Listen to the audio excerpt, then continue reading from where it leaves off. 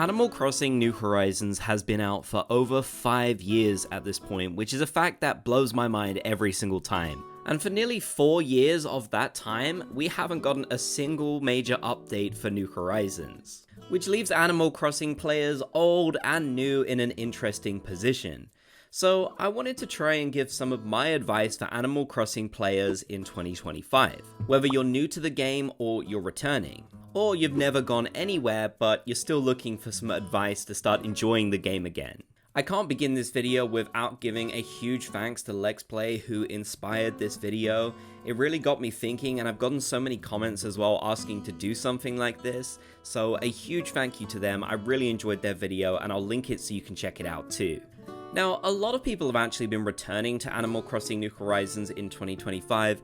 I don't know if it's because the game is turning 5 years old, so it feels kind of nostalgic now in a weird way, or perhaps it's the fact that the Switch 2 is out and people have been starting up new islands over there, or replaying their islands in an enhanced form. But I've had a lot of comments from various people saying they've returned to the game this year, which I definitely find interesting. So how can you enjoy Animal Crossing again in 2025? Now, like I said, something a lot of people are doing is starting up a new island. Whether this is through the Nintendo Switch 2 or just restarting your island on your original Switch, it does have to be said this is one of the best ways of getting back into the game. Now, I know for a lot of people they aren't going to want to restart their island and lose all of their progress, so feel free to skip ahead to the next section in the video if you're not interested in doing that. I do realize that for a lot of people it's a big decision, but it is definitely a great way to see the game from a fresh perspective. After all, I'm imagining that some of us haven't played New Horizons for the first time in over 5 years, so it might be really exciting to start over again. There's a lot of things at the start of the game that you just simply cannot do later on, lots of interesting quests and progression and such, like upgrading the stores, that you won't be able to enjoy if you've already got an established island. So if you are coming into the game like this, I think you can have a lot of fun. Of course, an alternative to this, if you don't want to restart your island, but you do want to begin things over in at least some way, is flattening your island, which is the concept of completely removing everything on your island effectively, removing all the cliffs, all the water and such, just turning it back to basics, and starting over like that. Of course, you won't be able to upgrade the shops again, and you'll still have all your catalog and all the bells you've earned and everything, so it'll give you a bit of a helping hand. It might not be quite as exciting as starting up a new island, but if you're just too attached and you don't have the option to get a new Switch or whatever, then this can be a great way of doing so.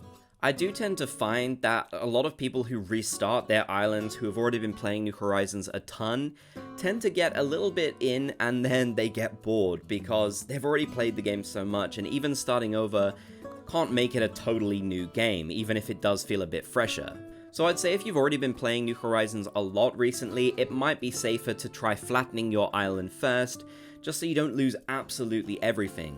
After all, if you flatten your island and then you feel bored and you stop playing, then at least you're not left with an island that has absolutely nothing on it. You could return to it in the future with all of your progress still, just a very flat island. If you're experiencing burnout in general, then there's absolutely no harm in just taking a break.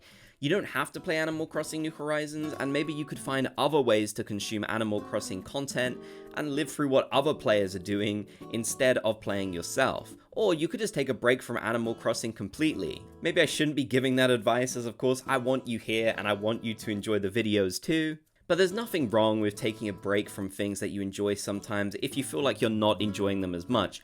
After all, you don't want to sour your experience completely, so it can definitely be a good idea. I even find it can be fun to go back and play some of the old Animal Crossing games too. They're so different in many different ways. They have a lot of content that isn't in New Horizons, various different pieces of dialogue and such, so it can be a lot of fun to go back. You could also find new ways to challenge yourself too. I've seen so many different challenges pop up since updates stopped for New Horizons, various different ways of playing the game without losing all your progress but trying something completely new. Certain theme design challenges and such, there's so many ideas out there which could be really interesting. Another big one that I tend to find is if you're really bored in Animal Crossing New Horizons, then you should definitely consider buying and playing the Happy on Paradise DLC.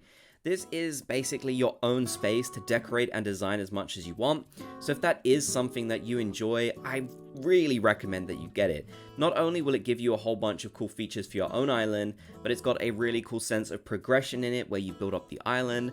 There's so many different villages you can design homes for. In fact, you can design homes for every single villager available in the game, as well as every special character available in the game, so it will give you a ton to do.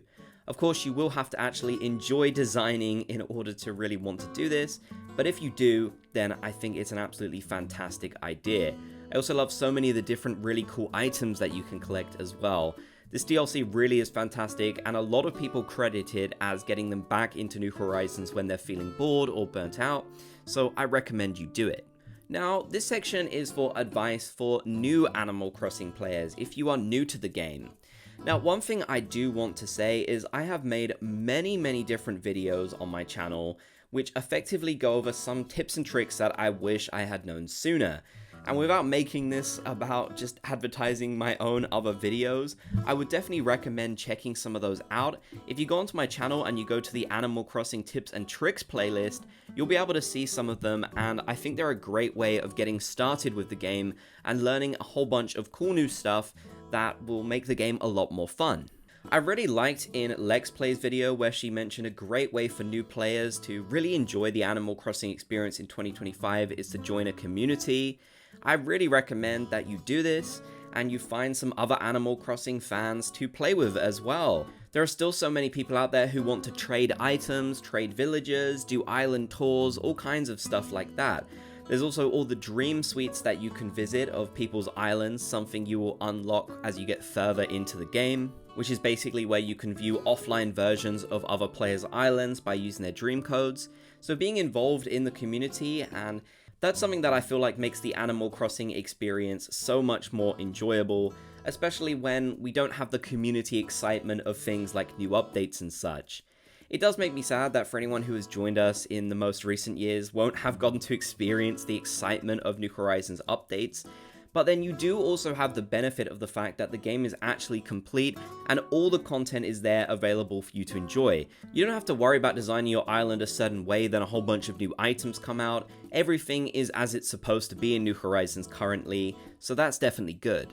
If you're a new player as well, there's a lot of different things going on for Animal Crossing at the moment. For example, they've been releasing a ton of new Animal Crossing merch and stuff, so it seems like Nintendo is really encouraging people to still be playing the game and such, just without releasing those updates. At this point, we're probably closer to a new Animal Crossing game than not, but that doesn't mean you still can't enjoy New Horizons in 2025.